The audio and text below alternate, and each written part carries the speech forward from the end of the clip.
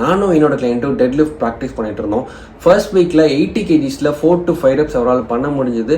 So 100 kgs பண்ணலாமா அப்படின்னு சொல்லி என்கிட்ட கேட்டார். ஓகே ட்ரை பண்ணலாம் நானும் சொன்னேன். பட் 100 kgs அவரால் பண்ண முடியல. He had a mind set, okay 100 kgs நம்மளால பண்ண முடியாது அப்படிங்கிற மைண்ட் செட் இருந்தது.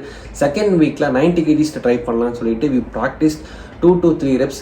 அகைன் தேர்ட் வீக்ல 100 kgs நாங்கள் ட்ரை பண்ணோம். Again he was not able to lift. Again அந்த மைண்ட் செட் வந்துட்டு 100 kgs நம்மளால பண்ண முடியாது அப்படிங்கிற மைண்ட் செட் அவர்கிட்ட இருந்துச்சு. ஸோ 90 kgs நாங்கள் ரெப்பிடேஷன்ஸ் ப்ராக்டிஸ் பண்ணோம். அகைன் ஃபோர்த் வீக்ல 90 kgs நம்ம ப்ராக்டிஸ் பண்ணலாம் அப்படின்னு சொல்லிட்டு அவருக்கு தெரியாம 100 kgs நான் வெயிட் ஆட் பண்ணியிருந்தேன். பட் ஃபார்ச்சுனேட்லி அவர் வெயிட் நோட்டீஸ் பண்ணாம லிஃப்ட் பண்ணாரு. ஒரே ஒரு ரெப் தான் லிஃப்ட் பண்ணாரு. பட் ஹி லிஃப்ட் பண்ணதுக்கு அப்புறம் தான் நான் அவர்கிட்ட சொன்னேன் இட் இஸ் 100 kgs. அவர் ரொம்ப ஷாக் ஆயிட்டாரு.